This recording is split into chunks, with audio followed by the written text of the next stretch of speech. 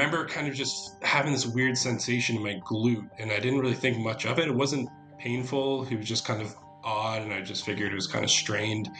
And I did kind of stop. I did stop training for a bit, but then the pain, like the sensation turned to pain relatively quickly. And it was clear something was wrong because there was a lot of pain in the glute, and then down the back of my thigh, and it was at the point where, like, laying down and sitting was very uncomfortable. Bed Back and Beyond was created specifically to share personal stories of recovery from serious injury, with the hopes of being an encouragement to you. If hearing inspiring and touching stories of personal triumph is something you enjoy, I would love to introduce you to the podcast Multispective. Multispective is a podcast that interviews people with a personal story over triumph and adversity. This not only includes injury stories, but also stories of trauma, abuse, addiction, and survival. Jenica, the host, walks with each guest through their experience, introducing us to someone who is wiser and stronger from it. Please enjoy the Multispective trailer. Everything from within me just cracked open, and I fell into that cesspool of darkness. I'm Jenica, host and writer of Multispective. Multispective is a podcast where we interview individuals around the world with unique, true, dark, human stories and experiences. Guests share in detail some of the mental health and traumas they faced. She would wait till I would get sound asleep and then come in and jump on me and start punching me. Decisions they've made. For me as a social worker to think that we need to euthanize a child, that was for me to think, okay, I'm no longer in this field. And more importantly, how they found strength, resilience, and healing. So it really was about finally getting to a point where I thought it doesn't matter what the norm is. What matters is how I feel. And in many respects, it's all that matters. All that matters is how I feel about it. I'm in control, and I'm in control of me. Tune in, subscribe, rate, and review Multispective on www.multispective.org or YouTube or your preferred podcasting app. You can also find us on any of the social media platforms that you use.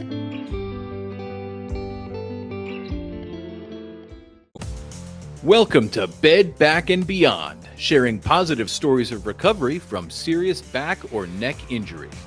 Your host is CK, a fellow champion who draws on her own experience with herniated disc surgery.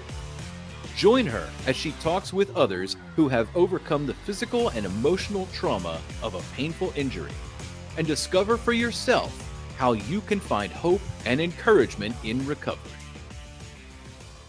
Hi, Eric. Thank you so much for joining me on this episode of Bed Back and Beyond. Before we talk about your herniated disc, how about you just introduce yourself? Yeah, my name's Eric Stoer. I live in Canada, Alberta, Canada. Yeah, some of my hobbies I like doing: skateboarding, snowboarding, golf. I'm also a father of two little girls. Keep me really busy. And yeah, and what I do for work is I'm a professional brewer, so I make beer for a living. Been doing that for about 8 years now. Oh, what part of Canada is Alberta in? Remind me, please. So we are just east of British Columbia. So Okay. BC is just our neighbors to the west. Okay. I just got back from Banff in June. Yeah, that's Alberta. Yeah. Yeah, Amazing. Yeah. it's a beautiful spot. Yeah.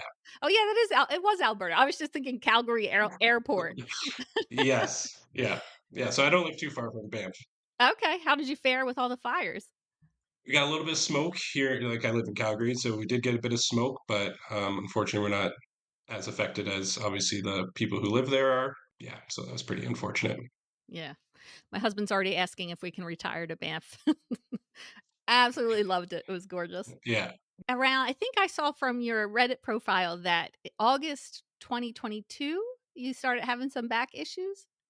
Yeah. That was kind of the biggest flare up. If we wanted to go back a bit, I would say it was February 2021. I had a pretty bad episode. So I was working, like, the day before. My back was kind of sore, And I didn't think too much of it. In the morning, I felt kind of fine, and then I was working pretty early in the morning as well on in February of 2021, and I lifted up a bag of grain, and my legs just like gave out. I just kind of hit the deck, which was pretty scary because I didn't really know what was going on, and I kind of had to like crawl around, and it was really bad. And so luckily, I got a hold of someone, a coworker, and they came in to kind of relieve me, and I had to get a drive home, and I was laid up for about like a week and a half to 2 weeks. But like recovered pretty all right. Like I went to physio, didn't have any like sciatica, nothing like that. Like things seemed to kind of get better, and I never, went for MRIs or anything. And then yeah, August of the following year is when it really got bad. Was February the first time you've ever experienced anything like that? Yeah, like I've had like some muscle, like some back spasms, Hmm. that would kind of go away in a day. But nothing like that. That was definitely a first time experience. And was that the symptoms just in your back, or did they also go down your leg? Yeah, just my back. And it was just, yeah, I could barely walk for a week and a half. Things were just Mm, stiff. But yeah, no experience of like any sciatica or pain in the glutes or anything like that at that point. okay. And so then Yeah. things were fine until August of the following Yeah. year? Yeah, so I had actually applied to join the Calgary Fire Department, and so I was training. Disclaimer: I wasn't training very smartly. I was going a little too hard. I was training with like a weighted vest on and doing hill sprints. Obviously, a lot of stuff that puts compression on the lower back. And I remember kind of just having this weird sensation in my glute, and I didn't really think much of it. It wasn't painful. It was just kind of odd, and I just figured it was kind of strained. And I did kind of stop. I did stop training for a bit, but then the pain, like the sensation turned to pain relatively quickly. And it was clear something was wrong because there was a lot of pain in the glute, and then down the back of my thigh, and it was at the point where like laying down and sitting was very uncomfortable. So that was August was definitely the start of the bigger problems that I experienced for about a year and a half. I remember when my issue started, it did start with just a weird feeling in my glute. And I said to my husband, it feels like someone is just pinching my nerve between their finger. And it wasn't pain yet. It was just like a pinch. And I kept trying to shift, to relieve that pinch. But then it just moved to pain eventually. So then something led you to get a diagnosis. Yeah, so I have a really great physiotherapist that I worked with, and just like went to her and talked about my symptoms and what occurred, and I trusted her diagnosis, and she said, yeah, it sounds like herniated discs. Unfortunately, like in Canada, like I could get an MRI, but I have to go on a wait list. It would take about 8 months. Hmm. So at that point, I wasn't really looking at that option. I just figured, I'll just do some physiotherapy and take it easy, and things would start to get better. And they just kept getting worse until things started getting better. Okay. But you did eventually end up with an MRI, correct? Yeah, yeah, I would say so. That happened in August, and I think the following year, at the end of winter, so I want to say like March 2023. Actually, no, sooner than that. Probably like the beginning of winter in 2023 is when I paid up and got a private MRI. And what did it show? Yeah, three herniated discs: L3, L4, L4, L5, L5S1.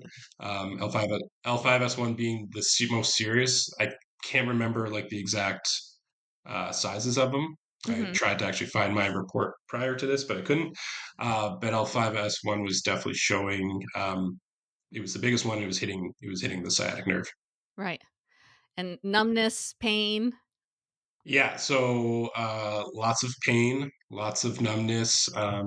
It went all the way down to my foot. Like my foot was tingly, and like it felt like I was always like kind of like like when I was walking, it felt like there was like my sock was like bunched up underneath my foot. It was like really weird sensation. Hmm. I did have some muscular dystrophy in my calf, so I lost like some muscle mass in my calf. And then as far as like sitting was the most uncomfortable for the first bit, and then it turned to laying down became the most uncomfortable, and then I couldn't lay down. So I was actually for a couple of months, um, I could only sleep sitting up in like 1 to 2 hour bursts. So I would essentially just sit on my couch, put on a movie I've seen a million times, and hopefully fall asleep for a couple hours at a time. And were you able to work at this point, or did you have to close business down? How did you handle that? Yeah, no, I was working. So I was in a job, like I was more in an operations management job, so I wasn't doing a lot of the actual labor involved with brewing. And my bosses were very understanding. My one boss actually has very bad back problems as well. So he understood and just kind of I did light duties and had a stand-up desk and just kind of tried my best to get through it. Yeah, no one understands your pain unless they've herniated a disc. Yeah, I think that's the toughest part is having a family, and like my wife was trying to be supportive, but it gets to a point where she just kind of like just get better already. Like it was at a point where she was like, you should get surgery because this is getting ridiculous. So Right. Did you have a doctor recommend surgery to you? no. And I know it's in the States is a lot different where I think surgery is, I don't want to say it's recommended more like easily, but definitely like doctors here aren't really great with back things. They're more like, here's some medication. Surgery is generally something that will be recommended if you're losing like bowel control and stuff like that. But if you're just in pain, they just kind of say wait it out, go see a physiotherapist. Okay. So then that's what you just did. You went to physical therapy? Yeah, I did physical therapy. I did acupuncture, Mm, massage. I did a whole bunch of stuff just to try to. I knew nothing was going to really fix me. I kind of accepted that time was going to be the best remedy. I was just trying to find relief. And then I also made like lifestyle changes. I stopped drinking for a while. I changed up my diet, lost weight. So I was just kind of throwing everything at it. Yeah. I don't think people realize alcohol causes inflammation in the body. So Yeah. Yeah. sometimes when you're in a pain, you want to turn to alcohol to soothe your pain, but you're causing more. Exactly. So I just like stopped drinking, was drinking way more water, just trying to hydrate more. But yeah, it just took a lot of time and waiting in my case. Hmm. How long do you think you were doing physical therapy before you could say, I'm feeling some improvement here? Ah, jeez. A long time. Hmm. So the injury happened August 2022. I don't think I was feeling like I'm still not 100%. Like I still have some like nerve stuff in my calf, but as far as like mobility and like feeling comfortable, it took like I started physical therapy in August and continued it until like March of the following year. And it just got to a point where I just felt like, I could kind of do things on my own at home, doing the exercises and just kind of going through the regime. My physical therapist does dry needling, and I did find that that provided a lot of relief for like short amount of time. So that was the biggest reason I kept going back to her. Okay. And when Yeah. did you decide you felt good enough to get back on the slopes? Yeah. So, I mean, kind of summer um, of last year is when I was able to start running again, started working out a bit. It took over like I would say over a year. And as far as going snowboarding, I maybe should have consulted with someone first, but I think after the summer that I had, I was riding my bike again. I just said, you know what, let's go for this and see see how it goes. Yeah. And yeah, no, it went well. And are you still seeing your physical therapist now, or do you just do stuff at home? I just do stuff at home, so yeah, it's just maintenance. I try to keep my back loose. And then I also found like doing hip flexor exercises really help with me as well. I know everybody's different, but like strengthening my hip flexors and loosening my hip flexors has been very helpful in alleviating lower back tension.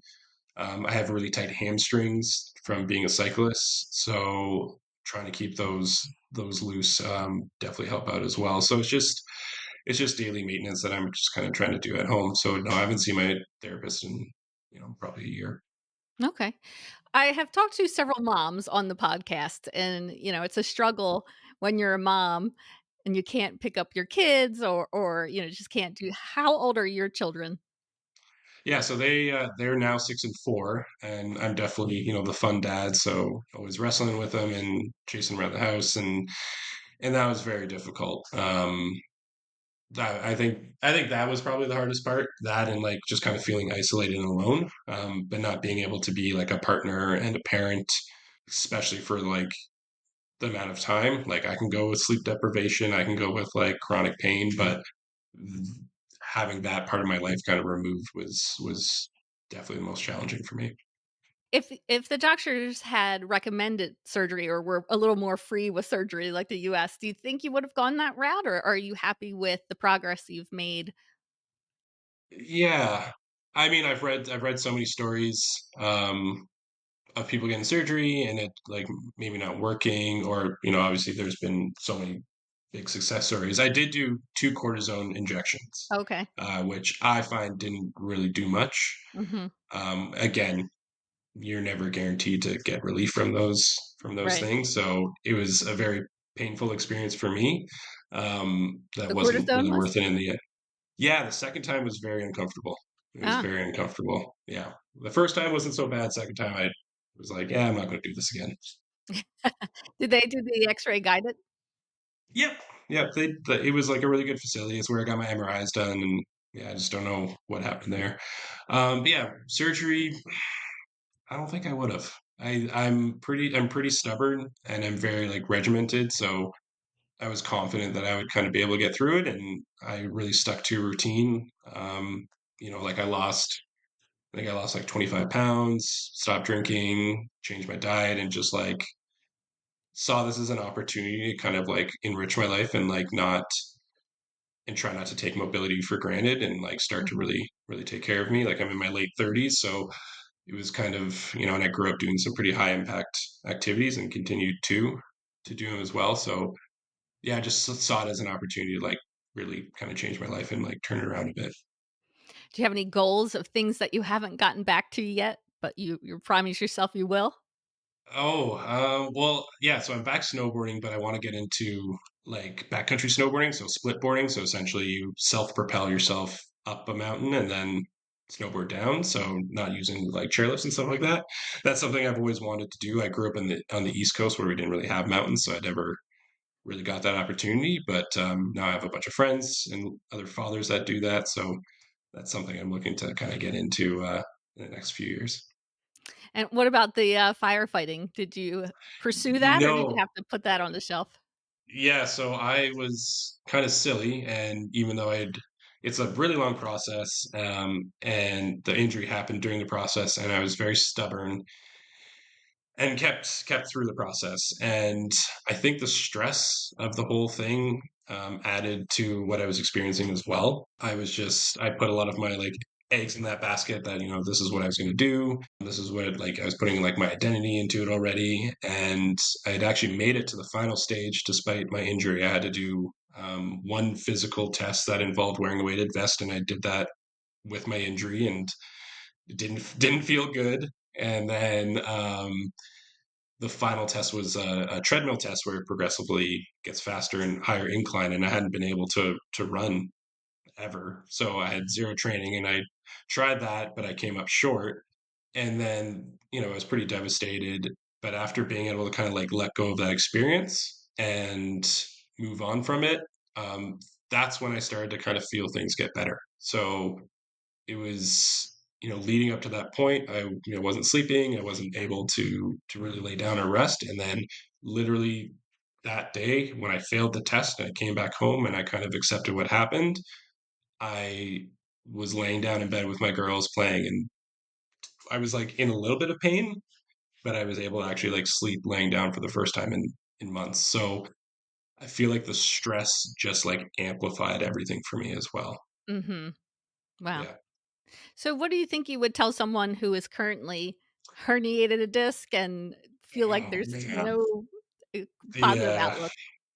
I mean, just yeah, you gotta just keep going one day after another. It's so hard to hear that because it feels like forever ago that I was in that position, but every day was like felt like the longest day of my life. And you just, yeah, it's so tough because I tried to read up on so many people's experiences and trying to get advice from others, but like it's kind of hard to take anything in.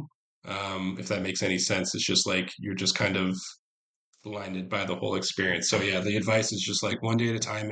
It will get better.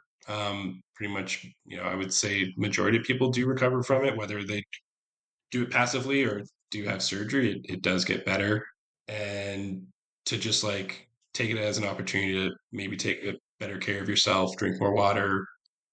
If you're lifting weights, don't lift as much weight, or make sure you're lifting properly, or it's just, I think I don't take my body for granted anymore. And that's, trying to take some positive out of the situation is also um, was super helpful for me. Now, I found your story on I think the Sciatica Reddit. Is that correct? Yeah. How Yeah. do you find being a part of a community like that? Super helpful. I mean, unfortunately, in subreddits like that, generally when someone gets better, they kind of leave. So the subreddit is just mostly negative or people's current experiences, which are not, the greatest. They're not in the greatest places, or they're feeling a lot of pain. So you got to remember, people have to remember that there's not a ton of success stories out there. I kind of made it, I'm not on it super actively, but I try to check in once in a while, and I still get people messaging me in my inbox and asking for advice and stuff like that.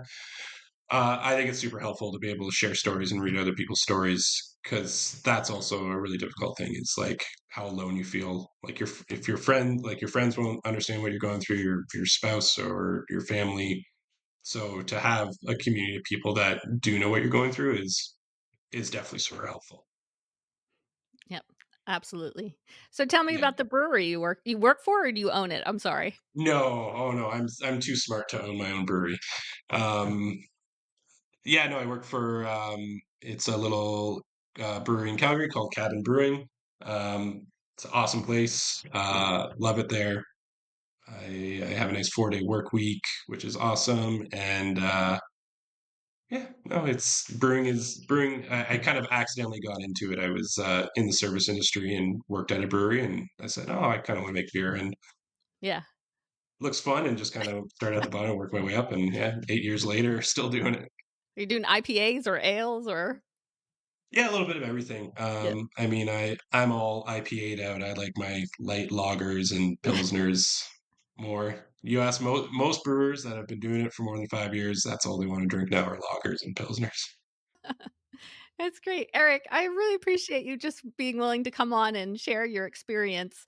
I know people that are in the dark, deep, depressing feelings of herniated disc just really need these positive stories. So thank you Absolutely. again.